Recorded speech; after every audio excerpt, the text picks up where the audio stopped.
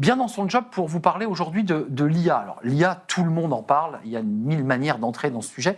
Il y a un sujet qui est très intéressant, c'est la manière dont on l'utilise en se cachant ou en l'assumant d'ailleurs sur son lieu de travail. On en parle avec vous, cher Eric Gras, directeur de l'expertise emploi chez Indeed, avec sous le bras cette étude du MIT, du Massachusetts Institute of Technology, qui est sortie il y a quelques mois, qui justement s'est intéressée à ce sujet. Qu'est-ce qui ressort? C'est-à-dire que les salariés se planquent pour utiliser ChatGPT. Est-ce qu'il y a de ça? Il y a un phénomène, en effet, c'est pour ça qu'on a fait cette étude, parce qu'il y a des choses qu'on voit à travers la donnée et des choses qu'on ne voit pas forcément, de malaise un peu avec l'outil. On a la même chose chez nos ados, les étudiants qui ont du mal à assumer, chez les profs aussi, qui ont du mal à assumer, parce que c'est nouveau, en fait. Et donc, c'est souvent une forme d'aveu de faiblesse en disant, exact, si j'ai utilisé cet outil, en gros, ça va dénaturer mon travail, ça va le dévaloriser. Alors que pas du tout. La vraie nuance... C'est pas si simple, parce que certains pensent que s'ils dévoilent leur secret et la rapidité d'exécution, ils montrent qu'ils n'ont pas la compétence pour le faire. Il y a de ça. Mais on avait posé la même question la dernière fois qu'on s'était venu sur les lettres de motivation, par exemple, qui étaient générées à 90% par l'IA, qui dans 90% n'étaient pas lues par les recruteurs. Donc c'est un peu la même chose. Il y a une forme d'hypocrisie autour de tout ça. Mais parce que c'est nouveau, comme à notre époque, nous, Arnaud, quand on commençait à utiliser Google aussi, ou Wikipédia. Voilà, si tu ne te contentes Moi, j'étais plutôt Minitel. Ouais, bon, ok, il y avait la même chose avec le Minitel. Exactement. Mais si tu te contentes de reprendre ce que te donne ChatGPT, Claude ou les autres, comme à une autre époque, les résultats de Google ou de Wikipédia, sans analyse et sans aller plus loin, oui, là, c'est problématique. Alors, concrètement, est-ce que petit à petit, on assume, on commence à assumer, ou est-ce que la France, parce que là c'est une étude qui nous arrive aux États-Unis, est-ce que les Français restent encore un peu en recul par rapport à ce sujet-là? Parce qu'après tout, on peut assumer en disant, ce document, cette étude, je l'ai faite avec Chat. Ouais, alors ça va vraiment très très vite. La France n'est pas vraiment en retard, on n'est pas vraiment en avance non plus, mais ça progresse très très vite. Preuve en est, c'est que le taux d'adoption de la part des entreprises est à quasiment 80%.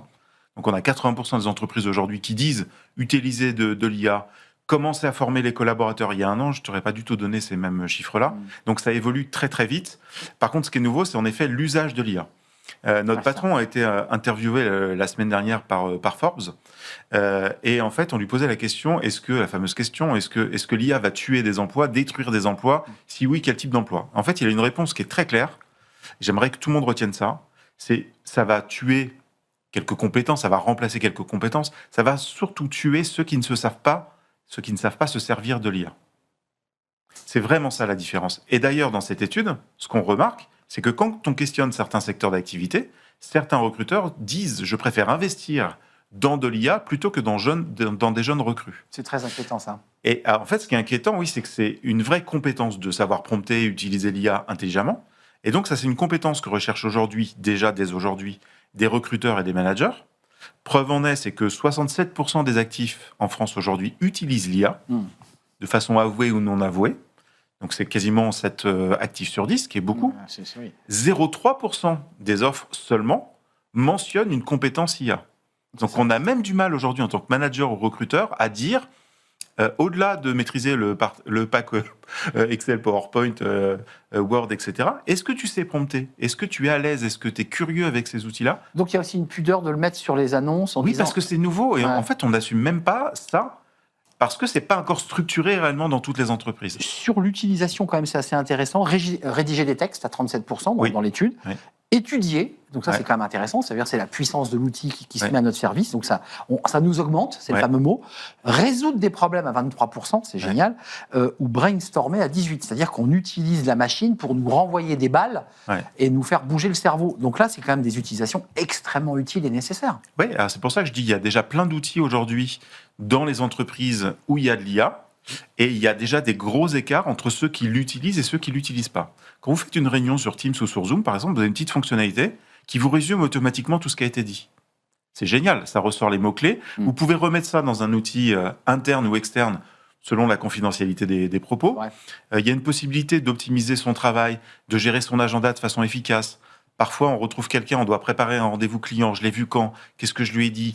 On cherche dans un dossier, un drive, dans les mails, dans les Slack. Une IA comme ça peut vous aider en 2 temps, 3 mouvements. Et il est prouvé aujourd'hui qu'on peut gagner entre une demi-heure et 1 heure par jour Ça, c'est vrai. de temps et donc de productivité et d'efficacité. Ouais, retrouver le dossier au bon endroit en Ouais. moins de 10 secondes pour avoir le cheminement, pour retrouver la pièce, c'est redoutable. En tout cas, c'est un sujet qui avance. Je retiens évidemment que ceux qui resteront sur le bord du chemin, c'est ceux qui ne sauront pas utiliser l'outil. Merci Eric Gras d'être venu nous rendre visite. C'est toujours un plaisir, directeur de l'expertise emploi chez Indeed, avec cette étude à découvrir, étude dont l'origine est le MIT, le Massachusetts Institute of Technology. Merci de nous avoir rendu visite. On tourne une page. On s'intéresse, tiens, alors ça va intéresser Indeed, au biais de recrutement. Tous ces freins, tous ces murs que l'on se met, qui traversent notre cerveau et qui parfois bloquent un recrutement et font que le candidat a l'impression d'avoir été évincé ou maltraité d'ailleurs. On fait le point avec nos invités, c'est le Cercle RH et j'accueille mes invités.